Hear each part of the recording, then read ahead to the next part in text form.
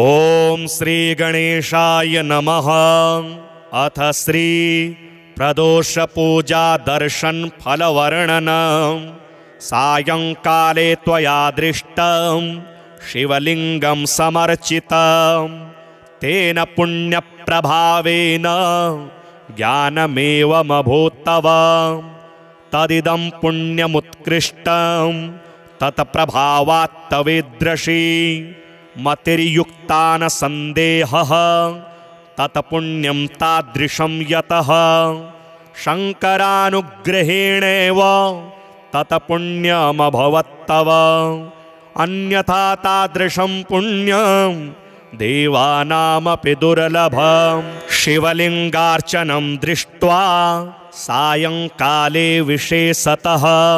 स्वयं नृत्यति सन्तुष्टो दिव्यदेवगणैः सह। प्रदोषसमये दृष्टं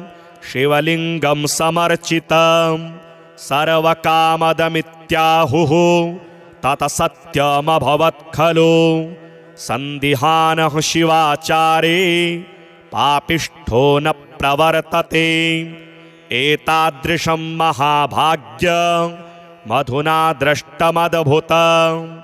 तव स्वरूपं विज्ञातं त्वयापि न च शिवार्चनं। कृतं पापेन नीतानि दिनानि खलु सर्वदा। दुष्प्रतिग्रहलोलस्त्वं दुराचाररतः सदा। न स्नानकर्मनिरतो वैदिकं ज्ञायतेऽपि वा। नीचान्नभक्षणेनैव वयोनीतं त्वया खलु। मद्यपाङ्गनया साकं बहुकालमवस्थितं। तस्मादुत्पादिताः पुत्राः कन्यकाश्च दुरात्मना। त्रिपुण्डधारणं तावन् न कृतं श्रुतिचोदितं। रुद्राक्षाणां च धरणं कदाचिन्न कृतं त्वया। बिल्वपत्रं न निक्षिप्तं जलं वालिंगमस्तके। न दीपवर्तिका दत्ता त्वया शंकरमन्दिरे। दीपप्रदानवार्ता तु दूरतस्तव सर्वथा। न सोमवासरे भुक्तं नियमान्निशिसादरं। शाम्भवैः सह संलापो न त्वया कृत एव हि। पुण्याः शिवकथालापाः सर्वथा न श्रुतास्त्वया। रुद्राध्यायो न जप्तो हि मन्त्ररत्नसमाश्रयः। एतादृशेन दुष्टेन प्रदोषे देवयोगतः। शिवलिंगं त्वया दृष्टं कृतकृत्योऽसि तावता। शिवलिंगं न दृष्टं चेत् सायंकाले त्वया तदा। आकल्पं नरकात् घोरात् प्रच्यवस्ते कथं भवेत्। शिवाचारविहीनानां नरकात् निर्गमा कथं। पुत्रादिभिः सहावासो नरकेष्वेव कोटिशः। जन्मोत्तरं वा सततं शिवमर्चय सादरं। जातिस्मरत्वं सम्प्राप्य तेन पुण्येन सत्वरं। तत्त्वज्ञानस्य धर्माणां यागानामपि यत् फलं तत्फलं केवलं मन्ये श्रीमहादेवपूजनं। शिवार्चनेन सर्वेषां कामानां सिद्धिरित्यतः। प्रयत्नैर्बहुभिर्नित्यं कुरु शङ्करपूजनं। सायंकाले त्वया दृष्टं शिवलिंगं समर्चितं तेन पुण्यप्रभावेन ज्ञानमेवमभूत्तव। तदिदं पुण्यमुत्कृष्टं तत्प्रभावात् तवेदृशी मतिर्युक्ता न संदेहः। तत्पुण्यं तादृशं यतः शंकरानुग्रहेणेव तत्पुण्यमभवत्तव। अन्यथा तादृशं पुण्यं देवानामपि दुर्लभं शिवलिङ्गार्चनं दृष्ट्वा सायंकाले विशेषतः स्वयं नृत्यति सन्तुष्टो दिव्यदेवगणैः सह प्रदोषसमये दृष्टं शिवलिङ्गं समर्चितं सर्वकामदमित्याहुः ततः सत्यमभवत् खलु सन्दिहानः शिवाचारे पापिष्ठो न प्रवर्तते एतादृशं महाभाग्यं मधुना दृष्टमद्भुतं तव स्वरूपं विज्ञातं त्वयापि न च शिवार्चनं कृतं पापेन नीतानि दिनानि खलु सर्वदा दुष्प्रतिग्रहलोलस्त्वं दुराचाररतः सदा न स्नानकर्मनिरतो वैदिकं ज्ञायतेऽपि वा नीचान्नभक्षणेनैव वयोनीतं त्वया खलु मद्यपाङ्गनया साकं बहुकालमवस्थितं तस्मादुत्पादिताः पुत्राः कन्यकाश्च दुरात्मना त्रिपुण्डधारणं तावन् न कृतं श्रुतिचोदितं रुद्राक्षाणां च धरणं कदाचिन्न कृतं त्वया बिल्वपत्रं न निक्षिप्तं जलं वालिङ्गमस्तके न दीपवर्तिका दत्ता त्वया शङ्करमन्दिरे दीपप्रदानवार्ता तु दूरतस्तव सर्वथा न सोमवासरे भुक्तं नियमान्निशिसादरं शाम्भवैः सह संलापो न त्वया कृत एव हि पुण्याः शिवकथालापाः सर्वथा न श्रुतास्त्वया रुद्राध्यायो न जप्तो हि मन्त्ररत्नसमाश्रयः एतादृशेन दुष्टेन प्रदोषे देवयोगतः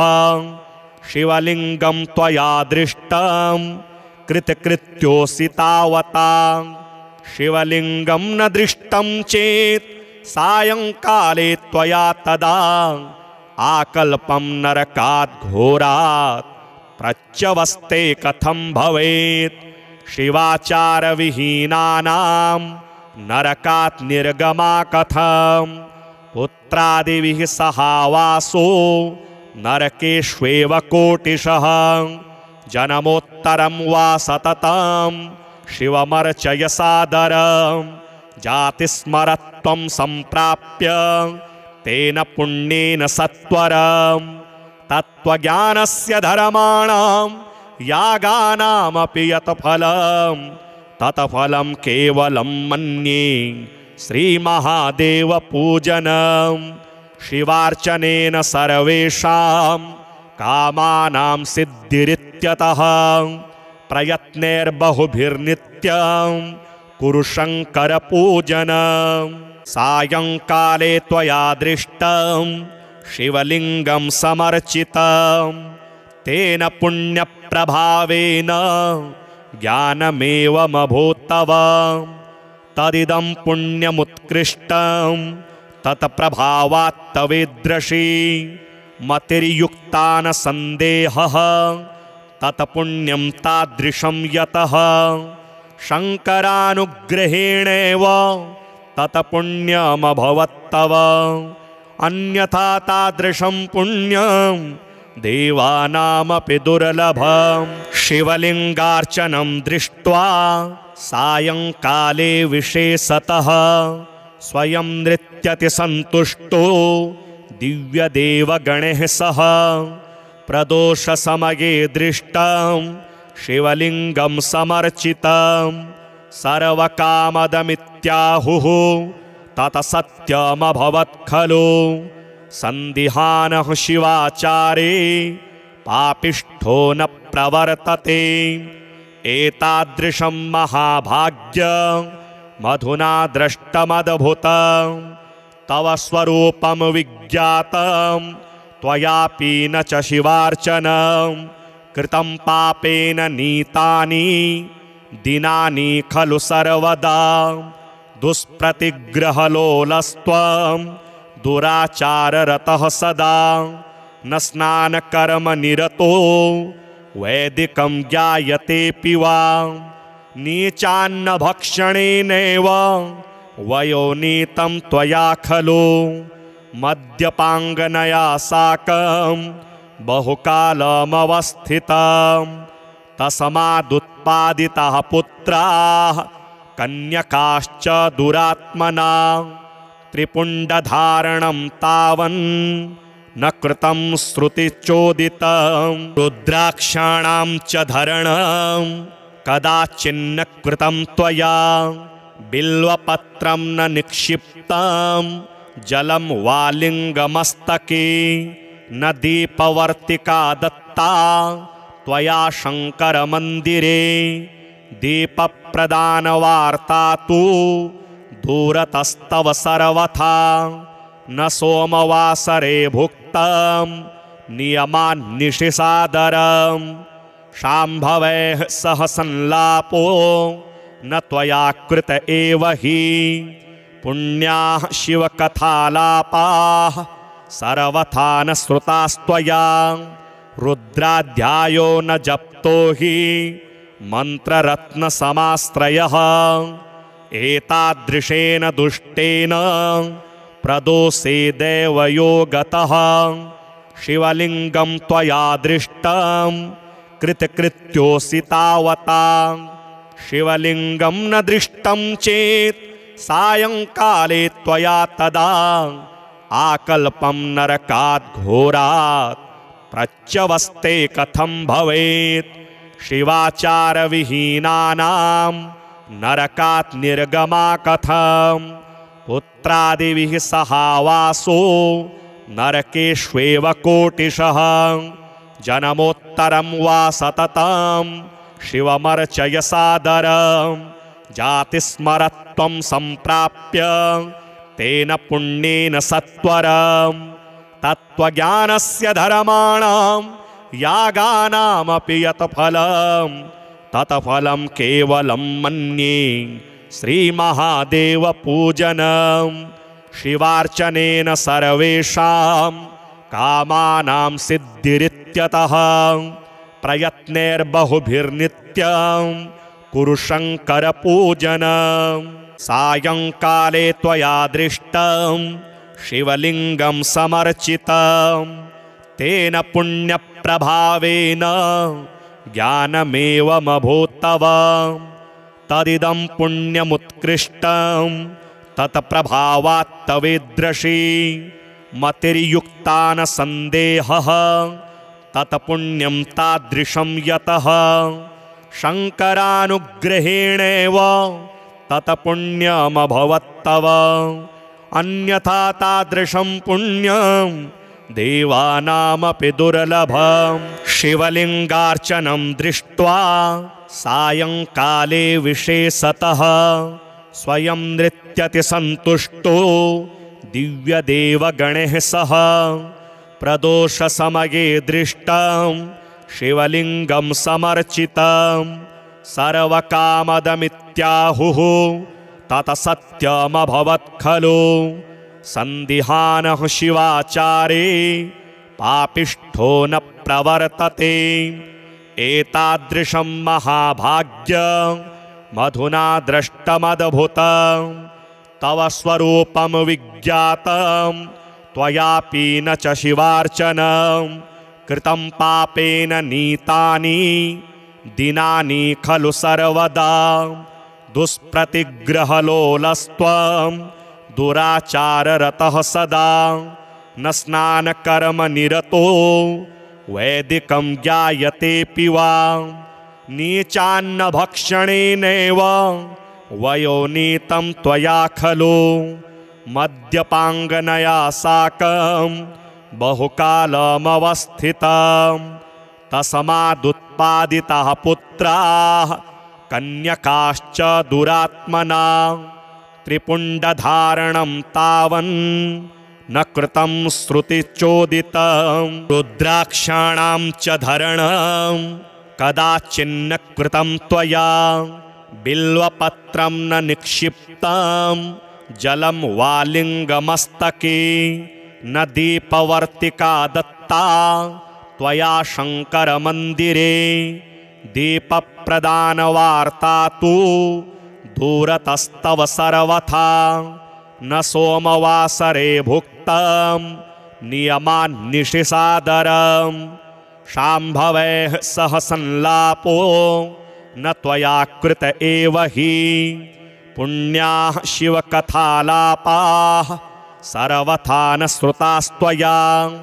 रुद्राध्यायो न जप्तो हि मन्त्ररत्नसमाश्रयः एतादृशेन दुष्टेन प्रदोषे देवयो गतः शिवलिङ्गं त्वया दृष्टं कृतकृत्योऽसि तावता शिवलिङ्गं न दृष्टं चेत् सायङ्काले त्वया तदा आकल्पं नरकात् घोरात् प्रच्यवस्ते कथं भवेत् शिवाचारविहीनानां नरकात् निर्गमा कथं पुत्रादिभिः सहावासो नरकेष्वेव कोटिशः जन्मोत्तरं वा सततं शिवमर्चय सादरं जातिस्मरत्वं सम्प्राप्य तेन पुण्येन सत्वरं तत्त्वज्ञानस्य धर्माणां यागानामपि यत् फलं तत्फलं केवलं मन्ये श्रीमहादेवपूजनं शिवार्चनेन सर्वेषां कामानां सिद्धिरित्यतः प्रयत्नैर्बहुभिर्नित्यं कुरु शङ्करपूजनं सायङ्काले त्वया दृष्टं शिवलिङ्गं समर्चितं तेन पुण्यप्रभावेन ज्ञानमेवमभूत्तव तदिदं पुण्यमुत्कृष्टं तत्प्रभावात्तवेदृशी मतिर्युक्ता न सन्देहः तत्पुण्यं तादृशं यतः शङ्करानुग्रहेणेव तत्पुण्यमभवत्तव अन्यथा तादृशं पुण्यं देवानामपि दुर्लभं शिवलिङ्गार्चनं दृष्ट्वा सायङ्काले विशेषतः स्वयं नृत्यति सन्तुष्टो दिव्यदेवगणैः सह प्रदोषसमये दृष्टं शिवलिङ्गं समर्चितं सर्वकामदमित्याहुः तत्सत्यमभवत् खलु सन्दिहानः शिवाचारे पापिष्ठो न प्रवर्तते एतादृशं महाभाग्यं मधुना दृष्टमद्भुतं तव स्वरूपं विज्ञातं त्वयापि न च शिवार्चनं कृतं पापेन नीतानि दिनानि खलु सर्वदा दुष्प्रतिग्रहलोलस्त्वं दुराचाररतः सदा न स्नानकर्मनिरतो वैदिकं ज्ञायतेऽपि वा नीचान्नभक्षणेनैव वयोनीतं त्वया खलु मद्यपाङ्गनया साकं बहुकालमवस्थितं तस्मादुत्पादिताः पुत्राः कन्यकाश्च दुरात्मना त्रिपुण्डधारणं तावन् न कृतं श्रुतिचोदितं रुद्राक्षाणां च धरणं कदाचिन्न कृतं त्वया बिल्वपत्रं न निक्षिप्तं जलं वालिङ्गमस्तके न दीपवर्तिका दत्ता त्वया शङ्करमन्दिरे दीपप्रदानवार्ता तु दूरतस्तव सर्वथा न सोमवासरे भुक्तं नियमान्निशिसादरं शाम्भवैः सह संलापो न त्वया कृत एव हि पुण्याः शिवकथालापाः सर्वथा न श्रुतास्त्वया रुद्राध्यायो न जप्तो हि मन्त्ररत्नसमाश्रयः एतादृशेन दुष्टेन प्रदोषे देवयोगतः शिवलिङ्गं त्वया दृष्टं कृतकृत्योऽसि तावता शिवलिङ्गं न दृष्टं चेत् सायंकाले त्वया तदा आकल्पं नरकात् घोरात् प्रच्यवस्ते कथं भवेत् शिवाचारविहीनानां नरकात् निर्गमा कथं पुत्रादिभिः सहावासो नरकेष्वेव कोटिशः जन्मोत्तरं वा सततं शिवमर्चय सादरं जातिस्मरत्वं सम्प्राप्य तेन पुण्येन सत्वरं तत्त्वज्ञानस्य धर्माणां यागानामपि यत् फलं तत्फलं केवलं मन्ये श्रीमहादेवपूजनं शिवार्चनेन सर्वेषां कामानां सिद्धिरित्यतः प्रयत्नैर्बहुभिर्नित्यं कुरु शङ्करपूजनं सायंकाले त्वया दृष्टं शिवलिङ्गं समर्चितं तेन पुण्यप्रभावेन ज्ञानमेवमभूत्तव तदिदं पुण्यमुत्कृष्टं तत्प्रभावात् तवेदृशी मतिर्युक्ता न सन्देहः तत्पुण्यं तादृशं यतः शङ्करानुग्रहेणेव तत्पुण्यमभवत्तव अन्यथा तादृशं पुण्यं देवानामपि दुर्लभं शिवलिङ्गार्चनं दृष्ट्वा सायंकाले विशेषतः स्वयं नृत्यति सन्तुष्टो दिव्यदेवगणैः सह प्रदोषसमये दृष्टं शिवलिङ्गं समर्चितं सर्वकामदमित्याहुः तत्सत्यमभवत् खलु सन्दिहानः शिवाचारे पापिष्ठो न प्रवर्तते एतादृशं महाभाग्यं मधुना दृष्टमद्भुतं तव स्वरूपं विज्ञातं त्वयापि न च शिवार्चनं कृतं पापेन नीतानि दिनानि खलु सर्वदा दुष्प्रतिग्रहलोलस्त्वं दुराचाररतः सदा न स्नानकर्मनिरतो वैदिकं ज्ञायतेऽपि वा नीचान्नभक्षणेनैव वयोनीतं त्वया खलु मद्यपाङ्गनया साकं बहुकालमवस्थितं तस्मादुत्पादिताः पुत्राः कन्यकाश्च दुरात्मना त्रिपुण्डधारणं तावन् न कृतं श्रुतिचोदितं रुद्राक्षाणां च धरणं कदाचिन्न कृतं त्वया बिल्वपत्रं न निक्षिप्तं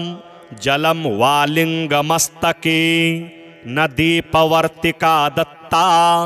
त्वया शङ्करमन्दिरे दीपप्रदानवार्ता तु दूरतस्तव सर्वथा न सोमवासरे भुक्तं नियमान्निशिसादरं शाम्भवैः सह संलापो न त्वया कृत एव हि पुण्याः शिवकथालापाः सर्वथा न श्रुतास्त्वया रुद्राध्यायो न जप्तो हि मन्त्ररत्नसमाश्रयः एतादृशेन दुष्टेन प्रदोषे देवयोगतः शिवलिङ्गं त्वया दृष्टं कृतकृत्योऽसि तावता शिवलिङ्गं न दृष्टं चेत् सायंकाले त्वया तदा आकल्पं नरकात् घोरात् प्रच्यवस्ते कथं भवेत् शिवाचारविहीनानां नरकात् निर्गमा कथं पुत्रादिभिः सहावासो नरकेष्वेव कोटिशः जन्मोत्तरं जनमोत्तरं वा सततं शिवमर्चय सादरं जातिस्मरत्वं सम्प्राप्य तेन पुण्येन सत्वरं तत्त्वज्ञानस्य धर्माणां यागानामपि यत् फलं तत्फलं केवलं मन्ये श्रीमहादेवपूजनं शिवार्चनेन सर्वेषां कामानां सिद्धिरित्यतः प्रयत्नैर्बहुभिर्नित्यं कुरु शङ्करपूजनं सायंकाले त्वया दृष्टं शिवलिङ्गं समर्चितं तेन पुण्यप्रभावेन ज्ञानमेवमभूत्तव तदिदं पुण्यमुत्कृष्टं तत्प्रभावात्तवेद्रशी मतिर्युक्ता न सन्देहः तत्पुण्यं तादृशं यतः शङ्करानुग्रहेणेव तत्पुण्यमभवत्तव अन्यथा तादृशं पुण्यं देवानामपि दुर्लभं शिवलिङ्गार्चनं दृष्ट्वा सायंकाले विशेषतः स्वयं नृत्यति सन्तुष्टो दिव्यदेवगणैः सह प्रदोषसमये दृष्टं शिवलिङ्गं समर्चितं सर्वकामदमित्याहुः तत्सत्यमभवत् खलु सन्दिहानः शिवाचारे पापिष्ठो न प्रवर्तते एतादृशं महाभाग्यं मधुना दृष्टमद्भुतं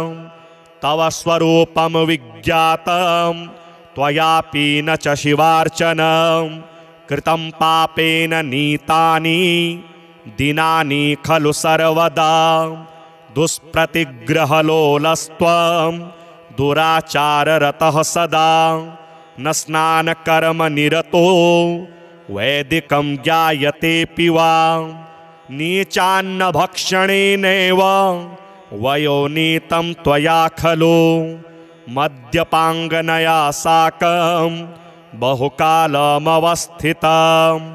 तस्मादुत्पादिताः पुत्राः कन्यकाश्च दुरात्मना त्रिपुण्डधारणं तावन् न कृतं श्रुतिचोदितं रुद्राक्षाणां च धरणं कदाचिन्न कृतं त्वया बिल्वपत्रं न निक्षिप्तं जलं वालिङ्गमस्तके न दीपवर्तिका दत्ता त्वया शङ्करमन्दिरे दीपप्रदानवार्ता तु दूरतस्तव सर्वथा न सोमवासरे भुक्तं नियमान्निशिसादरं शाम्भवैः सह संलापो न त्वया कृत एव हि पुण्याः शिवकथालापाः सर्वथा न श्रुतास्त्वया रुद्राध्यायो न जप्तो हि मन्त्ररत्नसमाश्रयः एतादृशेन दुष्टेन प्रदोषे दैवयोगतः शिवलिङ्गं त्वया दृष्टं कृतकृत्योऽसि तावता शिवलिङ्गं न दृष्टं चेत् सायंकाले त्वया तदा आकल्पं नरकात् घोरात् प्रच्यवस्ते कथं भवेत् शिवाचारविहीनानां नरकात् निर्गमा कथं पुत्रादिभिः सहावासो नरकेष्वेव कोटिशः जनमोत्तरं वा सततं शिवमर्चय सादरं जातिस्मरत्वं सम्प्राप्य तेन पुण्येन सत्वरं तत्त्वज्ञानस्य धर्माणां यागानामपि यत् फलं तत्फलं केवलं मन्ये श्रीमहादेवपूजनं शिवार्चनेन सर्वेषां कामानां सिद्धिरित्यतः प्रयत्नैर्बहुभिर्नित्यं कुरु शङ्करपूजनं सायंकाले त्वया दृष्टं शिवलिङ्गं समर्चितं तेन पुण्यप्रभावेन ज्ञानमेवमभूत्तव तदिदं पुण्यमुत्कृष्टं तत्प्रभावात्तवेदृशी मतिर्युक्ता न सन्देहः तत्पुण्यं तादृशं यतः शङ्करानुग्रहेणेव तत्पुण्यमभवत्तव अन्यथा तादृशं पुण्यं देवानामपि दुर्लभम् शिवलिङ्गार्चनं दृष्ट्वा सायंकाले विशेषतः स्वयं नृत्यति सन्तुष्टो दिव्यदेवगणैः सह प्रदोषसमये दृष्टं शिवलिङ्गं समर्चितं सर्वकामदमित्याहुः तत्सत्यमभवत् खलु सन्दिहानः शिवाचारे पापिष्ठो न प्रवर्तते एतादृशं महाभाग्यं मधुना दृष्टमद्भुतं तव स्वरूपं विज्ञातं त्वयापि न च शिवार्चनं कृतं पापेन नीतानि दिनानि खलु सर्वदा दुष्प्रतिग्रहलोलस्त्वं दुराचाररतः सदा न स्नानकर्मनिरतो वैदिकं ज्ञायतेऽपि वा नीचान्नभक्षणेनैव वयोनीतं त्वया खलु मद्यपाङ्गनया साकं बहुकालमवस्थितं तस्मादुत्पादिताः पुत्राः कन्यकाश्च दुरात्मना त्रिपुण्डधारणं तावन् न कृतं श्रुतिचोदितं रुद्राक्षाणां च धरणं कदाचिन्न कृतं त्वया बिल्वपत्रं न निक्षिप्तं जलं वालिङ्गमस्तके न दीपवर्तिका दत्ता त्वया शङ्करमन्दिरे दीपप्रदानवार्ता तु दूरतस्तव सर्वथा न सोमवासरे भुक्तं नियमान्निशिसादरं शाम्भवैः सह संलापो न त्वया कृत एव हि पुण्याः शिवकथालापाः सर्वथा न श्रुतास्त्वया रुद्राध्यायो न जप्तो हि मन्त्ररत्नसमाश्रयः एतादृशेन दुष्टेन प्रदोषे देवयोगतः शिवलिङ्गं त्वया दृष्टं कृतकृत्योऽसि तावता शिवलिङ्गं न दृष्टं चेत् सायंकाले त्वया तदा आकल्पं नरकात् घोरात् प्रच्यवस्ते कथं भवेत्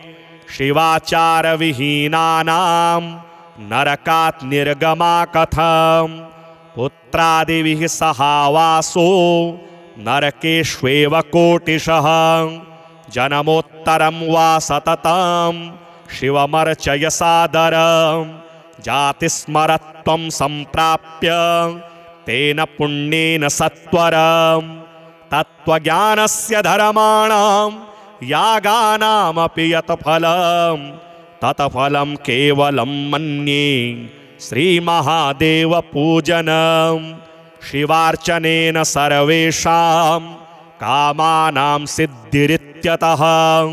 प्रयत्नैर्बहुभिर्नित्यं कुरु शङ्करपूजनं सायंकाले त्वया दृष्टं शिवलिङ्गं समर्चितं तेन पुण्यप्रभावेन ज्ञानमेवमभूत्तव तदिदं पुण्यमुत्कृष्टं तत्प्रभावात्तवेदृशी मतिर्युक्ता न सन्देहः तत्पुण्यं तादृशं यतः शङ्करानुग्रहेणेव तत्पुण्यमभवत्तव अन्यथा तादृशं पुण्यं देवानामपि दुर्लभम् शिवलिङ्गार्चनं दृष्ट्वा सायंकाले विशेषतः स्वयं नृत्यति सन्तुष्टो दिव्यदेवगणैः सह प्रदोषसमये दृष्टं शिवलिङ्गं समर्चितं सर्वकामदमित्याहुः तत्सत्यमभवत् खलु सन्दिहानः शिवाचारे पापिष्ठो न प्रवर्तते एतादृशं महाभाग्यं मधुना दृष्टमद्भुतं तव स्वरूपं विज्ञातं त्वयापि न च शिवार्चनं कृतं पापेन नीतानि दिनानि खलु सर्वदा दुष्प्रतिग्रहलोलस्त्वं दुराचाररतः सदा न स्नानकर्मनिरतो वैदिकं ज्ञायतेऽपि वा नीचान्न भक्षणेनैव वयोनीतं त्वया खलु मद्यपाङ्गनया साकं बहुकालमवस्थितं तस्मादुत्पादिताः पुत्राः कन्यकाश्च दुरात्मना त्रिपुण्डधारणं तावन् न कृतं श्रुतिचोदितं रुद्राक्षाणां च धरणं कदाचिन्न कृतं त्वया बिल्वपत्रं न निक्षिप्तं जलं वालिङ्गमस्तके न दीपवर्तिका दत्ता त्वया शङ्करमन्दिरे दीपप्रदानवार्ता तु दूरतस्तव सर्वथा न सोमवासरे भुक्तं नियमान्निशिसादरं शाम्भवैः सह संलापो न त्वया कृत एव हि पुण्याः शिवकथालापाः सर्वथा न श्रुतास्त्वया रुद्राध्यायो न जप्तो हि मन्त्ररत्नसमाश्रयः एतादृशेन दुष्टेन प्रदोषे देवयोगतः शिवलिङ्गं त्वया दृष्टं कृतकृत्योऽसि तावता शिवलिङ्गं न दृष्टं चेत् सायङ्काले त्वया तदा आकल्पं नरकात् घोरात् प्रच्यवस्ते कथं भवेत् शिवाचारविहीनानां नरकात् निर्गमा कथं पुत्रादिभिः सहावासो नरकेष्वेव कोटिशः जन्मोत्तरं वा सततं शिवमर्चय सादरं जातिस्मरत्वं सम्प्राप्य तेन पुण्येन सत्वरं तत्त्वज्ञानस्य धर्माणां यागानामपि यत् फलं तत्फलं केवलं मन्ये श्रीमहादेवपूजनं शिवार्चनेन सर्वेषां कामानां सिद्धिरित्यतः प्रयत्नैर्बहुभिर्नित्यं कुरु शङ्करपूजनं सायङ्काले त्वया दृष्टं शिवलिङ्गं समर्चितं तेन पुण्यप्रभावेन ज्ञानमेवमभूत्तव तदिदं पुण्यमुत्कृष्टं तत्प्रभावात्तवेद्रशी मतिर्युक्ता न सन्देहः तत्पुण्यं तादृशं यतः शङ्करानुग्रहेणेव तत्पुण्यमभवत्तव अन्यथा तादृशं पुण्यं देवानामपि दुर्लभं शिवलिङ्गार्चनं दृष्ट्वा सायङ्काले विशेषतः स्वयं नृत्यति सन्तुष्टो दिव्यदेवगणैः सह प्रदोषसमये दृष्टं शिवलिङ्गं समर्चितं सर्वकामदमित्याहुः तत्सत्यमभवत् खलु सन्दिहानः शिवाचारे पापिष्ठो न प्रवर्तते एतादृशं महाभाग्यं मधुना दृष्टमद्भुतं तव स्वरूपं विज्ञातं त्वयापि न च शिवार्चनं कृतं पापेन नीतानि दिनानि खलु सर्वदा दुष्प्रतिग्रहलोलस्त्वं दुराचाररतः सदा न स्नानकर्मनिरतो वैदिकं ज्ञायतेऽपि वा नीचान्न भक्षणेनैव वयोनीतं त्वया खलु मद्यपाङ्गनया साकं बहुकालमवस्थितं तस्मादुत्पादिताः पुत्राः कन्यकाश्च दुरात्मना त्रिपुण्डधारणं तावन् न कृतं श्रुतिचोदितं रुद्राक्षाणां च धरणं कदाचिन्न कृतं त्वया बिल्वपत्रं न निक्षिप्तं जलं वालिङ्गमस्तके न दीपवर्तिका दत्ता त्वया शङ्करमन्दिरे दीपप्रदानवार्ता तु दूरतस्तव सर्वथा न सोमवासरे भुक्तं नियमान्निशिसादरं शाम्भवैः सह संलापो न त्वया कृत एव हि पुण्याः शिवकथालापाः सर्वथा न श्रुतास्त्वया रुद्राध्यायो न जप्तो हि मन्त्ररत्नसमाश्रयः एतादृशेन दुष्टेन प्रदोषे देवयोगतः शिवलिङ्गं त्वया दृष्टं कृतकृत्योऽसि तावता शिवलिङ्गं न दृष्टं चेत् सायङ्काले त्वया तदा आकल्पं नरकात् घोरात् प्रच्यवस्ते कथं भवेत् शिवाचारविहीनानां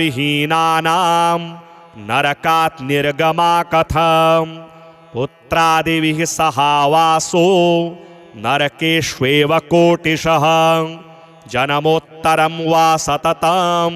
शिवमर्चय सादरं जातिस्मरत्वं सम्प्राप्य तेन पुण्येन सत्वरं तत्त्वज्ञानस्य धर्माणां यागानामपि यत् फलं तत्फलं केवलं मन्ये श्रीमहादेवपूजनं शिवार्चनेन सर्वेषां कामानां सिद्धिरित्यतः प्रयत्नैर्बहुभिर्नित्यं कुरु शङ्करपूजनं सायङ्काले त्वया दृष्टं शिवलिङ्गं समर्चितं तेन पुण्यप्रभावेन ज्ञानमेवमभूत्तव तदिदं पुण्यमुत्कृष्टं तत्प्रभावात्तवेदृशी मतिर्युक्ता न सन्देहः तत्पुण्यं तादृशं यतः शङ्करानुग्रहेणेव तत्पुण्यमभवत्तव अन्यथा तादृशं पुण्यं देवानामपि दुर्लभं शिवलिङ्गार्चनं दृष्ट्वा सायङ्काले विशेषतः स्वयं नृत्यति सन्तुष्टो दिव्यदेवगणैः सह प्रदोषसमये दृष्टं शिवलिङ्गं समर्चितं सर्वकामदमित्याहुः तत्सत्यमभवत् खलु सन्दिहानः शिवाचारे पापिष्ठो न प्रवर्तते एतादृशं महाभाग्यं मधुना दृष्टमद्भुतं तव स्वरूपं विज्ञातं त्वयापि न च शिवार्चनं कृतं पापेन नीतानि दिनानि खलु सर्वदा दुष्प्रतिग्रहलोलस्त्वं दुराचाररतः सदा न स्नानकर्मनिरतो वैदिकं ज्ञायतेऽपि वा नीचान्नभक्षणेनैव वयोनीतं त्वया खलु मद्यपाङ्गनया साकं बहुकालमवस्थितं तस्मादुत्पादिताः पुत्राः कन्यकाश्च दुरात्मना त्रिपुण्डधारणं तावन् न कृतं श्रुतिचोदितं रुद्राक्षाणां च धरणं कदाचिन्न कृतं त्वया बिल्वपत्रं न निक्षिप्तं जलं वालिङ्गमस्तके न दीपवर्तिका दत्ता त्वया शङ्करमन्दिरे दीपप्रदानवार्ता तु दूरतस्तव सर्वथा न सोमवासरे भुक्तं नियमान्निशिसादरं शाम्भवैः सह संलापो न त्वया कृत एव हि पुण्याः शिवकथालापाः सर्वथा न श्रुतास्त्वया रुद्राध्यायो न जप्तो हि मन्त्ररत्नसमाश्रयः एतादृशेन दुष्टेन प्रदोषे देवयोगतः शिवलिङ्गं त्वया दृष्टं कृतकृत्योऽसि तावता शिवलिङ्गं न दृष्टं चेत् सायंकाले त्वया तदा आकल्पं नरकात् घोरात् प्रच्यवस्ते कथं भवेत् शिवाचारविहीनानां नरकात् निर्गमा कथं पुत्रादिभिः सहावासो नरकेष्वेव कोटिशः जन्मोत्तरं वा सततं शिवमर्चय सादरं जातिस्मरत्वं सम्प्राप्य तेन पुण्येन सत्वरं तत्त्वज्ञानस्य धर्माणां यागानामपि यत् फलं तत्फलं केवलं मन्ये श्रीमहादेवपूजनं शिवार्चनेन सर्वेषां कामानां सिद्धिरित्यतः प्रयत्नैर्बहुभिर्नित्यं कुरु शङ्करपूजनं सायंकाले त्वया दृष्टं शिवलिङ्गं समर्चितं तेन पुण्यप्रभावेन ज्ञानमेवमभूत्तव तदिदं पुण्यमुत्कृष्टं तत्प्रभावात्तवेदृशी मतिर्युक्ता न सन्देहः तत्पुण्यं तादृशं यतः शङ्करानुग्रहेणेव तत्पुण्यमभवत्तव अन्यथा तादृशं पुण्यं देवानामपि दुर्लभं शिवलिङ्गार्चनं दृष्ट्वा सायंकाले विशेषतः स्वयं नृत्यति सन्तुष्टो दिव्यदेवगणैः सह प्रदोषसमये दृष्टं शिवलिङ्गं समर्चितं सर्वकामदमित्याहुः तत्सत्यमभवत् खलु सन्दिहानः शिवाचारे पापिष्ठो न प्रवर्तते एतादृशं महाभाग्यं मधुना दृष्टमद्भुतं तव स्वरूपं विज्ञातं त्वयापि न च शिवार्चनं कृतं पापेन नीतानि दिनानि खलु सर्वदा दुष्प्रतिग्रहलोलस्त्वं दुराचाररतः सदा न स्नानकर्मनिरतो वैदिकं ज्ञायतेऽपि वा नीचान्न भक्षणेनैव वयोनीतं त्वया खलु मद्यपाङ्गनया साकं बहुकालमवस्थितं तस्मादुत्पादिताः पुत्राः कन्यकाश्च दुरात्मना त्रिपुण्डधारणं तावन् न कृतं श्रुतिचोदितं रुद्राक्षाणां च धरणं कदाचिन्न कृतं त्वया बिल्वपत्रं न निक्षिप्तं जलं वालिङ्गमस्तके न दीपवर्तिका दत्ता त्वया शङ्करमन्दिरे दीपप्रदानवार्ता तु दूरतस्तव सर्वथा न सोमवासरे भुक्तं नियमान्निशिसादरं शाम्भवैः सह संलापो न त्वया कृत एव हि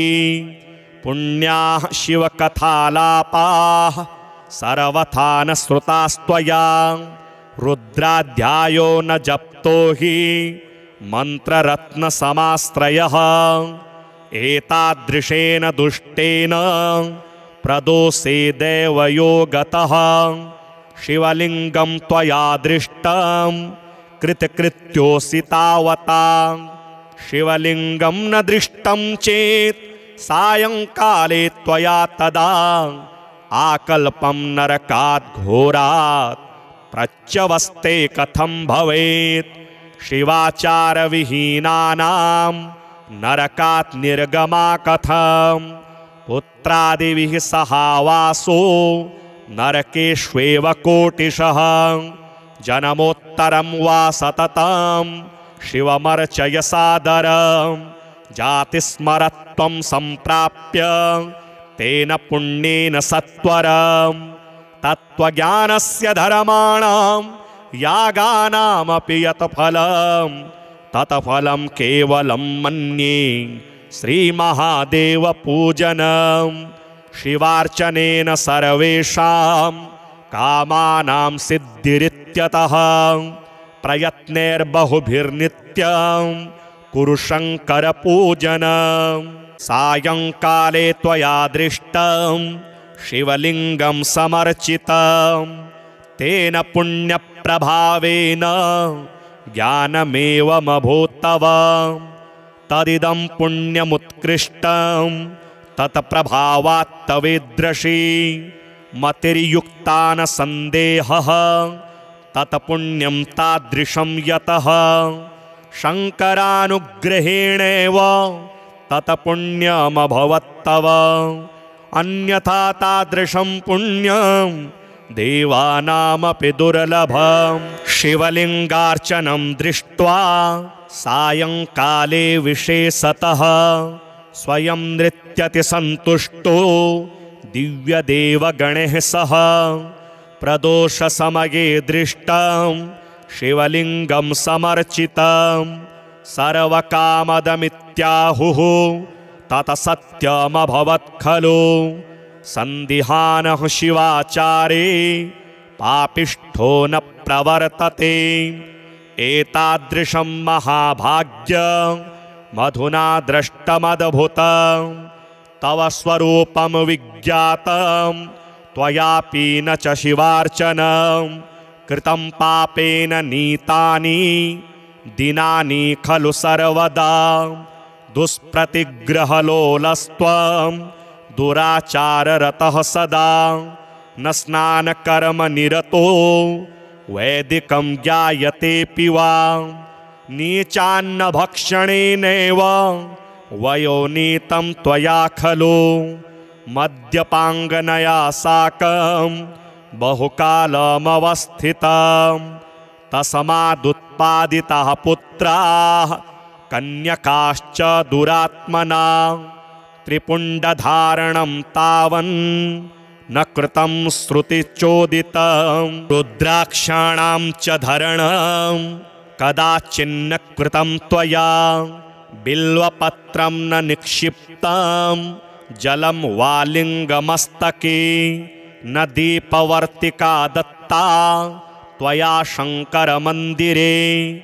दीपप्रदानवार्ता तु दूरतस्तव सर्वथा न सोमवासरे भुक्तं नियमान्निशिसादरं शाम्भवैः सह संलापो न त्वया कृत एव हि पुण्याः शिवकथालापाः सर्वथा न श्रुतास्त्वया रुद्राध्यायो न जप्तो हि मन्त्ररत्नसमाश्रयः एतादृशेन दुष्टेन प्रदोषे देवयो गतः शिवलिङ्गं त्वया दृष्टं कृतकृत्योऽसि तावता शिवलिङ्गं न दृष्टं चेत् सायंकाले त्वया तदा आकल्पं नरकात् घोरात् प्रच्यवस्ते कथं भवेत् शिवाचारविहीनानां नरकात् निर्गमा कथं पुत्रादिभिः सहावासो नरकेष्वेव कोटिशः जन्मोत्तरं वा सततं शिवमर्चय सादरं जातिस्मरत्वं सम्प्राप्य तेन पुण्येन सत्वरं तत्त्वज्ञानस्य धर्माणां यागानामपि यत् फलं तत्फलं केवलं मन्ये श्रीमहादेवपूजनं शिवार्चनेन सर्वेषां कामानां सिद्धिरित्यतः प्रयत्नेर्बहुभिर्नित्यं कुरु शङ्करपूजनम्। सायंकाले त्वया दृष्टं शिवलिङ्गं समर्चितं तेन पुण्यप्रभावेन ज्ञानमेवमभूत्तव। तदिदं पुण्यमुत्कृष्टं तत्प्रभावात्तवेदृशी मतिर्युक्ता न सन्देहः तत्पुण्यं तादृशं यतः शङ्करानुग्रहेणेव तत्पुण्यमभवत्तव। अन्यथा तादृशं पुण्यं देवानामपि दुर्लभम्। शिवलिङ्गार्चनं दृष्ट्वा सायंकाले विशेषतः स्वयं नृत्यति सन्तुष्टो दिव्यदेवगणैः सह। प्रदोषसमये दृष्टं शिवलिङ्गं समर्चितं सर्वकामदमित्याहुः तत्सत्यमभवत् खलु। सन्दिहानः शिवाचारे पापिष्ठो न प्रवर्तते। एतादृशं महाभाग्यं मधुना दृष्टमद्भुतं तव स्वरूपं विज्ञातं त्वयापि न च शिवार्चनं कृतं पापेन नीतानि दिनानि खलु सर्वदा। दुष्प्रतिग्रहलोलस्त्वं दुराचाररतः सदा न स्नानकर्मनिरतो वैदिकं ज्ञायतेऽपि वा। नीचान्नभक्षणेनैव वयोनीतं त्वया खलु मद्यपाङ्गनया साकं बहुकालमवस्थितं। तस्मादुत्पादिताः पुत्राः कन्यकाश्च दुरात्मना त्रिपुण्डधारणं तावन् न कृतं श्रुतिचोदितं। रुद्राक्षाणां च धरणं कदाचिन्न कृतं त्वया बिल्वपत्रं न निक्षिप्तं जलं वालिङ्गमस्तके न दीपवर्तिका दत्ता त्वया शङ्करमन्दिरे। दीपप्रदानवार्ता तु दूरतस्तव सर्वथा न सोमवासरे भुक्तं नियमान्निशिसादरं। शाम्भवैः सह संलापो न त्वया कृत एव हि पुण्याः शिवकथालापाः सर्वथा न श्रुतास्त्वया। रुद्राध्यायो न जप्तो हि मन्त्ररत्नसमाश्रयः एतादृशेन दुष्टेन प्रदोषे देवयो गतः। शिवलिङ्गं त्वया दृष्टं कृतकृत्योऽसि तावता। शिवलिङ्गं न दृष्टं चेत् सायंकाले त्वया तदा आकल्पं नरकात् घोरात् प्रच्यवस्ते कथं भवेत्। शिवाचारविहीनानां नरकात् निर्गमा कथं पुत्रादिभिः सहावासो नरकेष्वेव कोटिशः। जन्मोत्तरं वा सततं शिवमर्चय सादरं जातिस्मरत्वं सम्प्राप्य तेन पुण्येन सत्वरं। तत्त्वज्ञानस्य धर्माणां यागानामपि यत् फलं तत्फलं केवलं मन्ये श्रीमहादेवपूजनं। शिवार्चनेन सर्वेषां कामानां सिद्धिरित्यतः प्रयत्नेर्बहुभिर्नित्यं कुरु शङ्करपूजनम्। सायंकाले त्वया दृष्टं शिवलिङ्गं समर्चितं तेन पुण्यप्रभावेन ज्ञानमेवमभूत्तव। तदिदं पुण्यमुत्कृष्टं तत्प्रभावात्तवेदृशी मतिर्युक्ता न सन्देहः तत्पुण्यं तादृशं यतः शङ्करानुग्रहेणेव तत्पुण्यमभवत्तव। अन्यथा तादृशं पुण्यं देवानामपि दुर्लभम्। शिवलिङ्गार्चनं दृष्ट्वा सायंकाले विशेषतः स्वयं नृत्यति सन्तुष्टो दिव्यदेवगणैः सह। प्रदोषसमये दृष्टं शिवलिङ्गं समर्चितं सर्वकामदमित्याहुः तत सत्यमभवत् खलु। सन्दिहानः शिवाचारे पापिष्ठो न प्रवर्तते। एतादृशं महाभाग्यं मधुना दृष्टमद्भुतं तव स्वरूपं विज्ञातं त्वयापि न च शिवार्चनं कृतं पापेन नीतानि दिनानि खलु सर्वदा। दुष्प्रतिग्रहलोलस्त्वं दुराचाररतः सदा न स्नानकर्मनिरतो वैदिकं ज्ञायतेऽपि वा। नीचान्नभक्षणेनैव वयोनीतं त्वया खलु मद्यपाङ्गनया साकं बहुकालमवस्थितं। तस्मादुत्पादिताः पुत्राः कन्यकाश्च दुरात्मना त्रिपुण्डधारणं तावन् न कृतं श्रुतिचोदितं। रुद्राक्षाणां च धरणं कदाचिन्न कृतं त्वया बिल्वपत्रं न निक्षिप्तं जलं वालिङ्गमस्तके न दीपवर्तिका दत्ता त्वया शङ्करमन्दिरे। दीपप्रदानवार्ता तु दूरतस्तव सर्वथा न सोमवासरे भुक्तं नियमान्निशिसादरं। शाम्भवैः सह संलापो न त्वया कृत एव हि पुण्याः शिवकथालापाः सर्वथा न श्रुतास्त्वया। रुद्राध्यायो न जप्तो हि मन्त्ररत्नसमाश्रयः एतादृशेन दुष्टेन प्रदोषे देवयोगतः। शिवलिङ्गं त्वया दृष्टं कृतकृत्योऽसि तावता। शिवलिङ्गं न दृष्टं चेत् सायंकाले त्वया तदा आकल्पं नरकात् घोरात् प्रच्यवस्ते कथं भवेत्। शिवाचारविहीनानां नरकात् निर्गमा कथं पुत्रादिभिः सहावासो नरकेष्वेव कोटिशः। जन्मोत्तरं वा सततं शिवमर्चय सादरं जातिस्मरत्वं सम्प्राप्य तेन पुण्येन सत्वरं।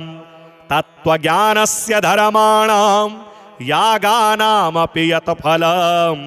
तत्फलं केवलं मन्ये श्रीमहादेवपूजनं। शिवार्चनेन सर्वेषां कामानां सिद्धिरित्यतः प्रयत्नैर्बहुभिर्नित्यं कुरु शङ्करपूजनम्।